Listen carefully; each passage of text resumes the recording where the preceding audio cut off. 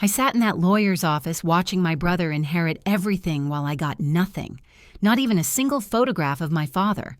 But when my 8-year-old son stood up and said, "Grandpa gave me a secret letter," the entire room went silent. And what he read changed our family forever.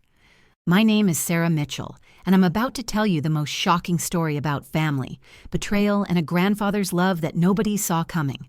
What happened in that stuffy law office 3 months ago didn't just change my life.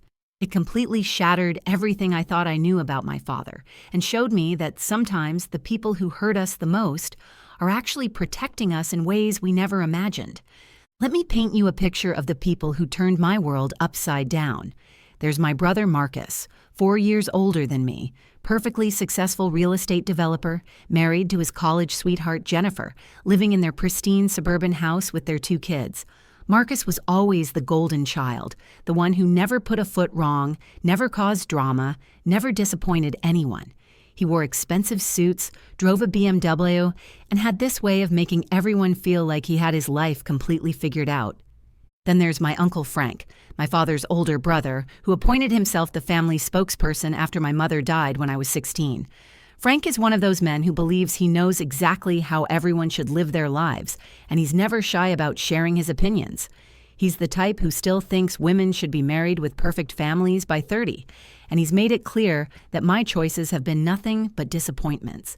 And then there's my son, Tommy, the light of my life. 8 years old with these huge brown eyes that seem to see everything, even when adults think he's not paying attention. Tommy is smart, curious, and has this incredible ability to remember every single detail of every conversation he's ever heard. He's also the reason my family basically wrote me off as the black sheep. See, I became a single mother at 25 when Tommy's father decided that responsibility wasn't for him and disappeared before Tommy was even born. While my brother was building his perfect life, I was working double shifts as a nurse, going to school and raising my son alone. My father, Robert Mitchell, was old school, the kind of man who believed in traditional families and couldn't understand how his daughter had gotten herself into such a mess. But here's what nobody expected. Despite my father's disapproval of my choices, Tommy became the absolute center of his world. It was like watching this tough, stubborn man melt every time my son walked into the room. They had this special bond that I honestly envied sometimes. Tommy would spend hours listening to Grandpa's stories about the old days, and my father would light up in ways I hadn't seen since before my mother died. When my father was diagnosed with lung cancer last year, everything changed. Suddenly, this man who had spent years making me feel like I wasn't enough became dependent on the daughter he'd criticized. I took family leave from the hospital, moved back into my childhood home, and spent months caring for him while trying to keep Tommy's life as normal as possible. During those final weeks, I really thought we were finally healing our relationship. Dad would watch me give him his medications, help him with physical therapy, manage his appointments, and I could swear I saw something like pride in his eyes. He'd tell Tommy stories about how strong and capable his mommy was, how she was saving lives every day as a nurse. I started to believe that maybe, just maybe, all those years of disappointment were behind us. The night before he died, my father was lying in his hospital bed at home, and Tommy was curled up next to him. I was sitting in the chair beside them, holding Dad's hand, and he looked at me with these clear, focused eyes, the clearest they'd been in weeks. He squeezed my hand and whispered, "Take care of my boy." I thought he meant Tommy, and I promised him I would. Then he turned to Tommy and whispered something I couldn't quite hear, but I saw him press something small into Tommy's hand. 3 days later, we were all sitting in Mr. Peterson's law office for the will reading, and I was about to discover that everything I thought I knew about my father's final wishes was completely wrong. To understand what happened in that lawyer's office, you need to know the real story of my relationship with my father, because it wasn't the fairy tale that everyone assumed it would become during his final months. My father, Robert Mitchell, was a man carved from a different era. He built his plumbing supply business from nothing, worked 16-hour days, and believed that success meant following a very specific path. Get married young, have kids, provide for your family, and never, ever deviate from the plan. When my mother died suddenly of a heart attack when I was 16, something inside him hardened.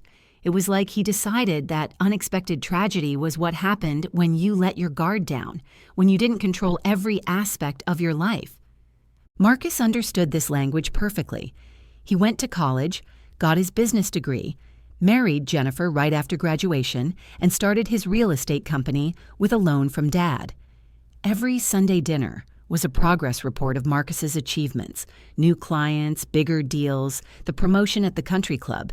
Dad would beam with pride, clapping Marcus on the back, telling him how he was building something that would last generations. And then there was me. I wanted to be a nurse from the time I was 12 years old, inspired by the compassionate care my mother received during her final days. But nursing school was expensive, and I was working part-time jobs just to help with household expenses after Mom died. When I finally got accepted to the program at 23, I was so excited to tell Dad. I thought he'd be proud that his daughter wanted to help people, to make a difference in the world. Instead, he looked at me across the dinner table and said, "Sarah, nursing is fine for now, but you need to focus on finding a good husband. A woman needs security, not a career that'll burn her out by 40. I tried to explain that I loved the work, that I was good at it, that I felt called to it. But Dad just shook his head. "You're being naive. Focus on what really matters. Building a proper family." 2 years later, when I met David at a friend's party, I thought maybe I'd found a way to make Dad proud. David was charming, ambitious, working in finance. We dated for 8 months, and I genuinely believed we were building something real. When I found out I was pregnant, I was terrified, but also hopeful. Maybe this was my chance to show Dad that I could have the life he wanted for me. But when I told David about the pregnancy, he looked at me like I'd just asked him to set himself on fire. "Sarah, I'm not ready for this. I'm 26 years old. I have plans." 3 weeks later, he was gone. New apartment, new phone number, like he'd never existed. The conversation with my father about my pregnancy was the worst 15 minutes of my life. He didn't yell. That would have been easier. Instead, he just sat there in his recliner, staring at me with this expression of complete disappointment. Finally, he said, "I raised you better than this, Sarah. How could you be so careless with your future?" "Dad, I love this baby. I'm going to raise him and finish nursing school, and with what money? With what support? You've thrown away every opportunity I gave you." From that moment on, I felt like I was constantly trying to prove myself worthy of his love again. I worked harder than anyone in my nursing program, graduated with honors, got a job at the best hospital in the city. I moved into a small apartment and created a stable, loving home for Tommy. I paid my own bills, never asked for help, and slowly built a life I was proud of. But nothing I accomplished seemed to matter to Dad. When I'd bring Tommy to family gatherings, Dad would light up around his grandson but barely acknowledge me. It was like I was just the vessel that brought Tommy into the world, not a person with my own value and achievements. The strange thing was, Tommy adored his grandfather completely. Even as a toddler, he'd run straight to Grandpa Bob at every family event. They'd spend hours together, Tommy chattering away while Dad listened with infinite patience, something I'd never experienced from him. Watching them together was beautiful and heartbreaking at the same time. As Tommy got older, their bond deepened. Dad would take him fishing, teach him about tools and fixing things, share stories about the family history. Tommy would come home from these visits glowing with excitement, repeating everything Grandpa had told him, word for word. Sometimes I'd catch myself feeling jealous of my own son's relationship with my father. When Dad got sick, everything shifted. When Dad got sick, I thought this was finally my chance to show him who I really was.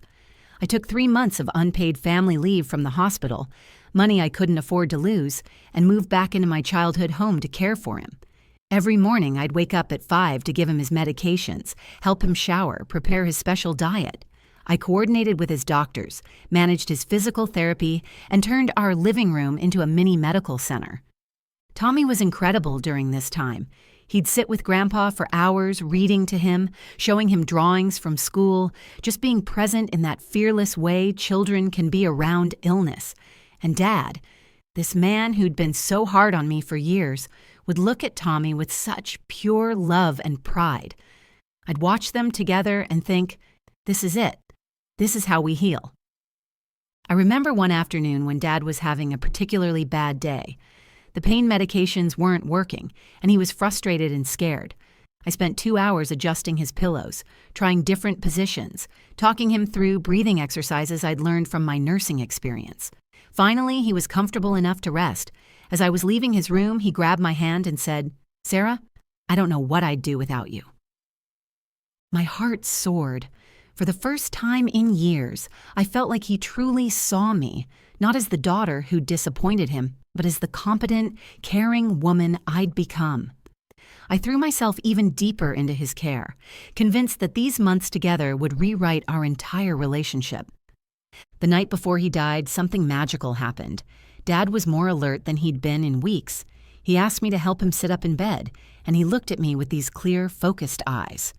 "Sarah," he said, "I need you to know something." But then Tommy climbed onto the bed, and Dad's attention shifted to his grandson. I figured we'd finish that conversation the next day. We didn't get that chance. Dad passed peacefully in his sleep, and 3 days later, we were sitting in Mr. Peterson's law office for the reading of his will. The office was one of those old-fashioned places with dark wood paneling and leather chairs that creak when you sit down. Marcus arrived first, looking polished and professional in his navy suit. Uncle Frank came in wearing his best shirt and tie, acting like he was the head of the family. I sat there in my simple black dress, the only dress nice enough for the occasion, holding Tommy's hand and trying to quiet the hope rising in my chest. Mr. Peterson cleared his throat and began reading. "I, Robert Mitchell, being of sound mind and body, do hereby bequeath my estate as follows."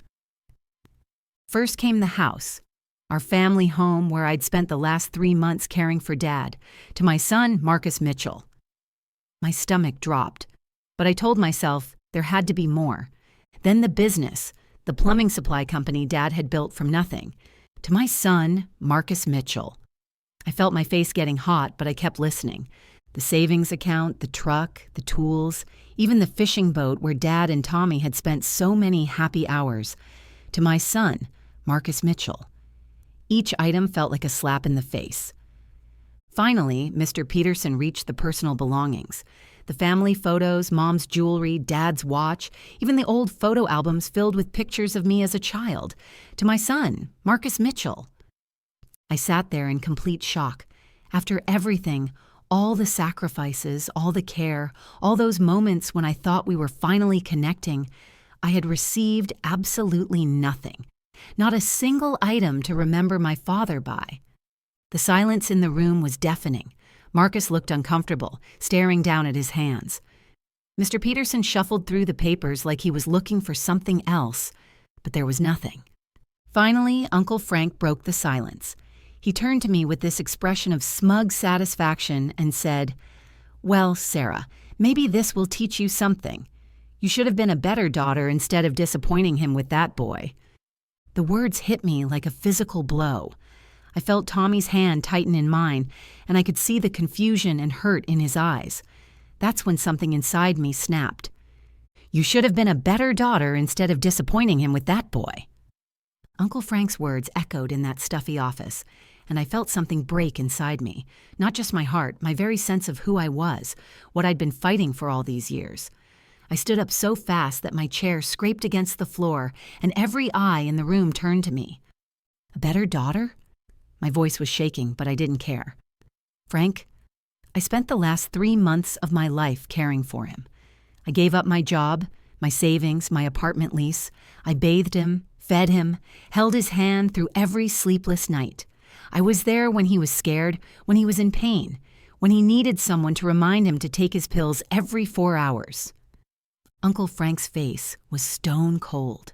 That's what daughters are supposed to do, Sarah. It doesn't erase years of poor choices. Poor choices? I could hear my voice getting louder, but I couldn't stop. You mean like working 3 jobs to put myself through nursing school? Like raising a beautiful, intelligent son on my own? Like building a career where I save lives every single day? Marcus finally looked up from his hands. Sarah, maybe we should talk about this later. No, Marcus, we're talking about this now. I turned back to Uncle Frank, my hands trembling. You want to know what a bad daughter looks like? A bad daughter would have put Dad in a nursing home and visited on weekends.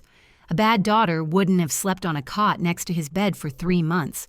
A bad daughter wouldn't have used her medical training to make sure he was comfortable and pain-free in his final days.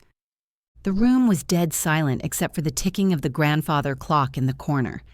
Mr. Peterson looked like he wanted to disappear into his leather chair.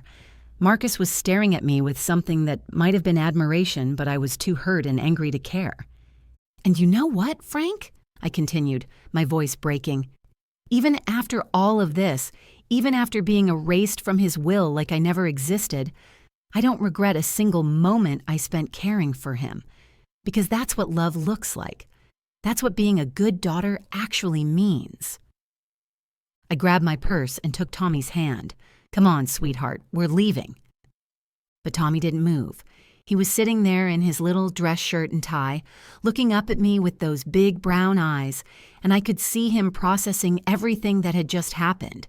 The confusion, the hurt, the anger, all of it was written across his 8-year-old face. "Mommy," he said quietly, "why is Uncle Frank being mean to you?" Before I could answer, Uncle Frank leaned forward in his chair. "Tommy, your mother is upset because—" "Don't." My voice was ice cold. "Don't you dare try to explain this to my son." That's when Tommy did something that changed everything. He stood up on his chair, this tiny 8-year-old boy in a room full of adults who'd just torn his mother apart, and he said, "Wait, Mommy, Grandpa gave me something before he died." The room went completely silent. Not the uncomfortable silence from before, but a different kind of quiet. The kind that happens when everyone suddenly realizes something important is about to happen. Tommy reached into his jacket pocket and pulled out a white envelope. It was slightly wrinkled, like it had been handled many times, and I could see my father's handwriting on the front. "For Tommy's mommy," written in his shaky script. My hands started trembling as I stared at that envelope. Uncle Frank sat up straighter in his chair. Marcus looked genuinely surprised for the first time all day. Mr. Peterson leaned forward, adjusting his glasses. "Tommy," I whispered, "what is that?" "Grandpa gave it to me the night before he went to heaven," Tommy said, his voice small but determined. "He said it was very, very important, and that I should give it to you when Uncle Frank said mean things about us." I felt tears starting to form in my eyes. Even in his final days, my father had been thinking ahead, anticipating this moment. He'd known what would happen in this room. He'd prepared for it. Tommy held the envelope out to me with both hands, like it was something precious. He said you would understand when you read it, and that it would make everything okay. My heart was pounding so hard I could hear it in my ears. This envelope represented either my father's final rejection or something I couldn't even dare to hope for. After everything that had happened, after being completely erased from his will, what could he possibly have left to say to me? I took the envelope from Tommy's small hands, and as I did, I noticed that everyone in the room was holding their breath, waiting to see what my father's final words to me would be. My hands were shaking so badly I could barely open the envelope. The paper was thin, delicate, and I was terrified of tearing it. Finally, I managed to unfold the letter, and there was my father's handwriting, neater than it had been in months, like he'd taken extra care with every word. "Should I read it out loud?" I asked, my voice barely above a whisper. Tommy nodded eagerly. "Grandpa said you should read it so everyone could hear." I took a shaky breath and began, "My dearest Sarah, if Tommy is giving you this letter, it means you're sitting in that lawyer's office feeling like I've abandoned you one final time. I can picture Frank running his mouth about what kind of daughter you should have been, and Marcus sitting there uncomfortable but not saying a word to defend you. I know you're hurt, and I know you're angry, and sweetheart, you have every right to be." My voice cracked on the word sweetheart. I'd never heard my father call me that, not once in my entire adult life. "But I need you to understand something that I was too stubborn and too proud to say while I was alive. You were never the disappointment, Sarah. You were my greatest achievement, and I failed you by not telling you that every single day." Uncle Frank shifted uncomfortably in his chair. Marcus was staring at me with his mouth slightly open. The truth is, I gave everything to Marcus because Marcus needs it. He's always needed someone to take care of him, to guide him, to prop him up when things get hard. But you, Sarah, you're the strongest person I've ever known. You don't need my money or my business to succeed. You need something much more valuable, and I hope this letter gives you that. I had to stop reading for a moment because the tears were making it hard to see. Tommy reached over and squeezed my hand. When you got pregnant with Tommy, I was angry because I was scared. I was scared that you'd end up struggling like your mother and I did when we were young. I was scared that you'd sacrifice your dreams for a man who didn't deserve you. But watching you these past 8 years, watching you raise that incredible boy while building a career you love, I realized something. You didn't need a man to complete you.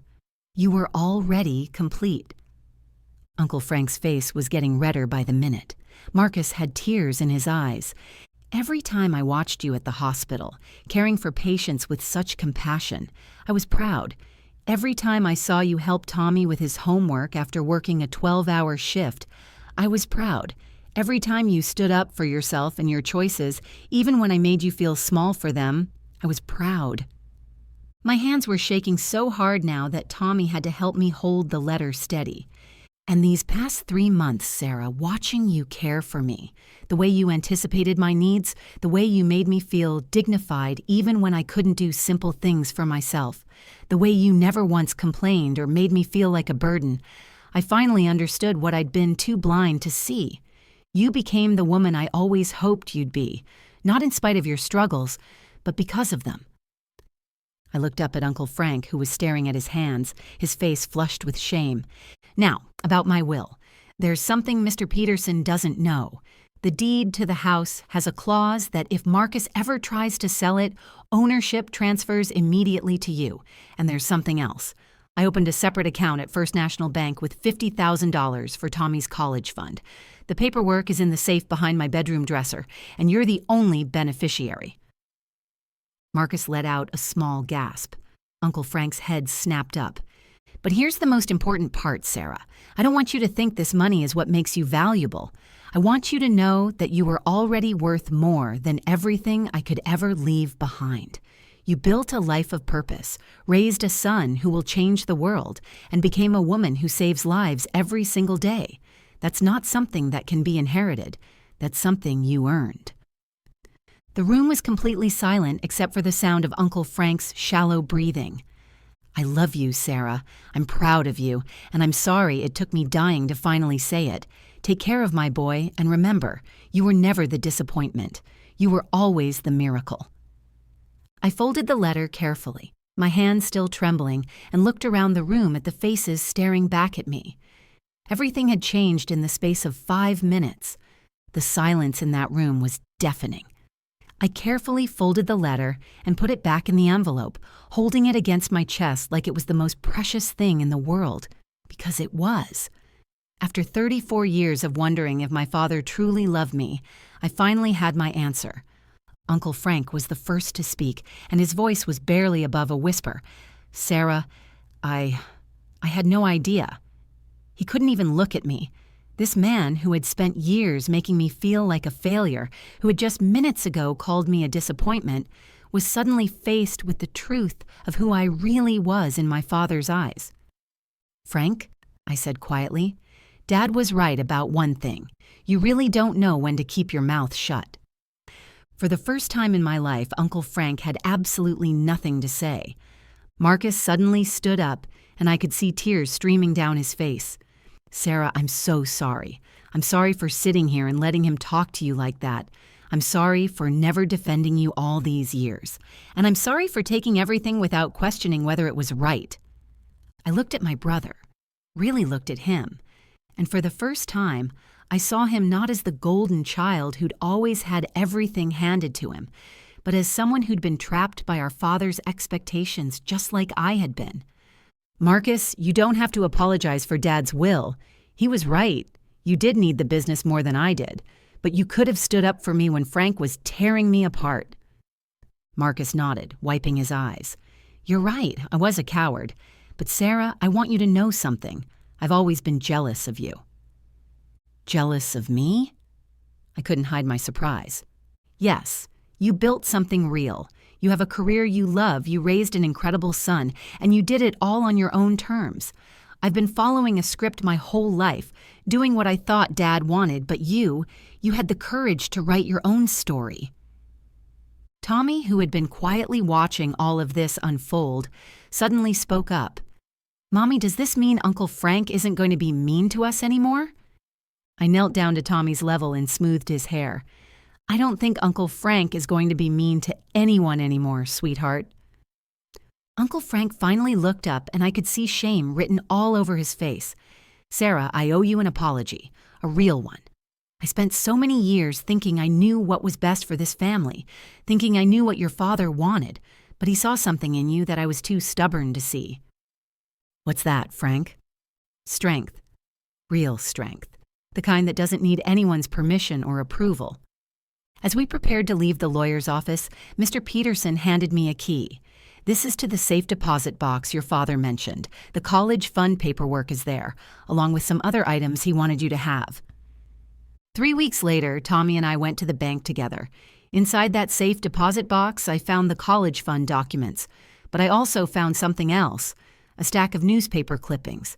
Every article about nurses at our hospital, every mention of our department's achievements, every community service story that had featured healthcare workers. My father had been following my career all along, collecting proof of my success like trophies. There was also a small jewelry box containing my mother's engagement ring and a note, "For when you're ready to believe you deserve all the love in the world." That afternoon, Tommy and I drove to the cemetery. We sat by Dad's headstone, and I finally had the conversation with him that I'd been waiting my whole life to have. "I forgive you, Dad," I said out loud. "I forgive you for being too scared to tell me you loved me while you were alive. I forgive you for letting me think I wasn't enough. And I forgive you for taking so long to see that I was exactly who you raised me to be." Tommy placed a drawing he'd made on the grave, a picture of the 3 of us fishing together. "Grandpa, Mommy says you're proud of us. I'm proud of you, too." As we walked back to the car, I realized something profound. I'd spent years seeking my father's approval, not understanding that I'd already had his love and respect. His greatest gift to me wasn't money or property. It was raising me to be strong enough to succeed without anyone's validation. Today, 6 months later, I'm still working as a nurse, still raising Tommy, still building the life I choose. But now I wake up every morning knowing something I never knew before. I am exactly who I was meant to be, and that's more than enough. Sometimes the people who love us most show it in ways we don't recognize until it's too late. But it's never too late to finally understand that you were always worthy of that love. You know, after everything that happened, I learned that love doesn't always look the way we expect it to. Sometimes the people who challenge us the most are actually preparing us for the strength we'll need later in life. My father couldn't tell me he was proud while he was alive, but he made sure I'd never doubt it after he was gone. Tommy is 10 now, and he still talks about his grandfather all the time. He saved every penny of his allowance toward college because he says he wants to make Grandpa proud. I tell him that Grandpa is already proud, and more importantly, he should be proud of himself. As for Uncle Frank, he's actually become one of our biggest supporters. He calls every week to check on us, and last month he even apologized to Tommy for the things he said that day. It turns out that admitting you're wrong can be the beginning of becoming the person you were meant to be. Marcus and I have built a real relationship for the first time in our lives. He's teaching Tommy about business and investing, and I'm helping his kids with their science projects. We both finally understand that Dad didn't love one of us more than the other. He just loved us differently, based on what we each needed to become who we were meant to be. The house clause never came into play because Marcus decided to keep it. He turns it into a family gathering place now, and every Sunday we all meet there for dinner. The dinners Dad always wanted us to have, but with a lot more honesty and a lot less judgment. If you're watching this and you're struggling with feeling like you're not enough, like you're not living up to someone else's expectations, I want you to know something. Your worth isn't determined by what other people think of you, even the people you love most. Your worth comes from the choices you make, the love you give, the lives you touch, and the person you choose to become every single day. Sometimes we spend so much time looking for validation from others that we forget to validate ourselves. Don't wait for someone else's letter to tell you that you're worthy of love and respect. You already are. And if you're a parent watching this, please don't wait until it's too late to tell your children how proud you are of them. Those words have the power to heal wounds you didn't even know existed. Thank you for listening to my story. I hope it reminds you that even in our most painful moments, love can find a way to reach us. If this story touched your heart, please hit that like button. It really helps other people find these stories when they need them most. Share this video with someone who might need to hear that they're enough just as they are. And if you want to hear more real stories about family, love, forgiveness, and finding strength you didn't know you had, make sure to subscribe to our channel and ring that notification bell. We share new stories every week, and I promise each one will remind you of the incredible resilience of the human spirit. Drop a comment below and tell me, have you ever discovered that someone loved you in ways you didn't recognize at the time? I read every single comment, and your stories inspire me more than you know. Until next time, remember, you are worthy of love, you are stronger than you think, and your story matters. Take care of yourselves and take care of each other.